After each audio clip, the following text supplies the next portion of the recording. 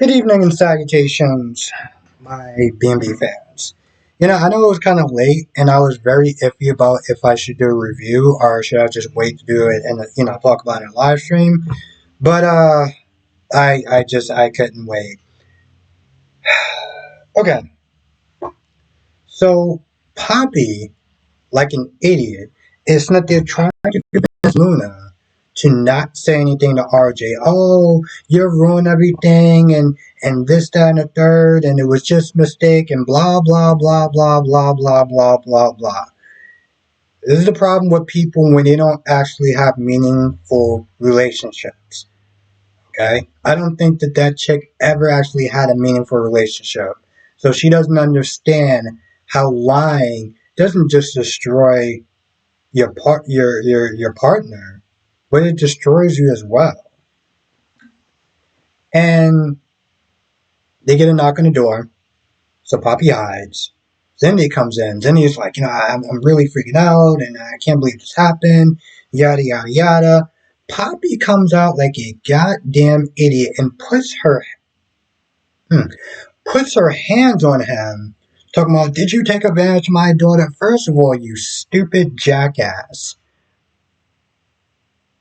Those are your meds that she took. Okay? Like, are you kidding me? Do you understand that you put her in this position in the first place? And yes, it was an accident, right? Don't go sit there putting hands on somebody else when you got your goddamn daughter in this situation in the first place. We're not going to do that, okay? So then he's like, I didn't do anything or whatever, and Luna backs him up, and then Luna's like, listen, he knows. You want to sit there and tell him, what should I? I was like, first of all, what you need to be doing is apologizing for putting your goddamn hands on him. That's what you need to be doing first and foremost. I don't understand how we just skip past that part, but okay, sure. So she tells him about her special mints, and then he's like, "Yo, so you roofied your own daughter? Is that it? Is that what you want I'm doing? Like, are you kidding me?" Then he gets into this whole thing, which at that point it just went kind of left. It was like, I really thought that maybe, that we would have something, and this, that, and the third. It's like, why are you talking like that? Just stop, because you're not helping. But he is freaking out, and he is pissed off, and he's pissed off at her. Um, and it was the lines that she was meant to saying, like, "Oh, I was waiting for you," stuff like that. This is exactly why I'm sitting there looking at some of these people, and by people I mean some of these women. They're online. They're just like, "Oh, I can't believe that he couldn't tell this, that, and third." You got this woman in bed, and she's sitting there saying, "I've been waiting for you." How can you not sit there and say anything? I remember I was sitting there arguing with this one stupid dingbat that was like, he should have been a gentleman and just slept on the couch and this, that, and the third. And I'm like, I could just assume that she doesn't have a husband. That's what I'm gonna sit there and say about that. I should have wrote that too. But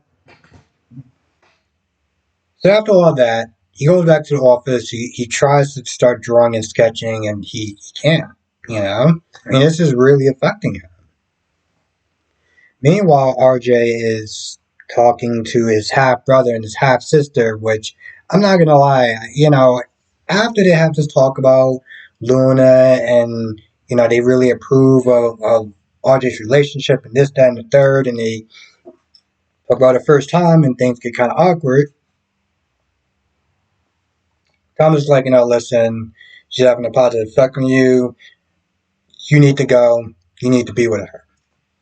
Then they start getting back into this whole romance, touchy feely stuff. I'm just like, are we just gonna sit there and pretend that y'all just both talked to your half brother, and then when he left, you started getting all touchy and feely and huggy and kissy and everything like that. Like, y'all just cool with just sharing a brother, right? Y'all just cool with that. I mean, I know y'all don't share blood, but you share a biological brother. Y'all just gonna sit there and act like that doesn't? Okay. Alright, cool. That's weird. So anyway. So anyway, um Luna comes over to RJ's place and she's kind of freaking out and she's like, I got something to tell you. And of course, it ends on a cliffhanger. Now my guess is that she's gonna want to break it out with him. Okay? Because I don't understand how she could sit there and still be with him, still have this guilt, still pretend everything is fine. I feel like that's what's going to wind up happening. She's going to wind up breaking out with him. Oh, in Zende's dumbass also isn't it telling her to lie. Oh, it's going to ruin your relationship. He's going to leave you. It's going to ruin your reputation.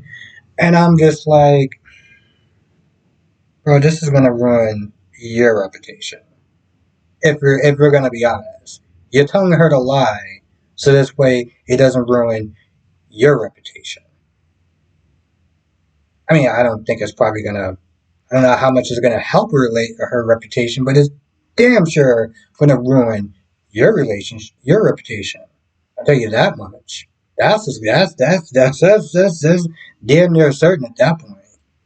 I mean, yeah, you're a Forster, but you're like far removed as far as RJ and the family and everyone and Eric and stuff like that. Despite how many times you just said, well, you're part of the family. I mean, you can just sit there and kind of hang out in size and be a mentor and stuff. You can do that. I mean, you can do that.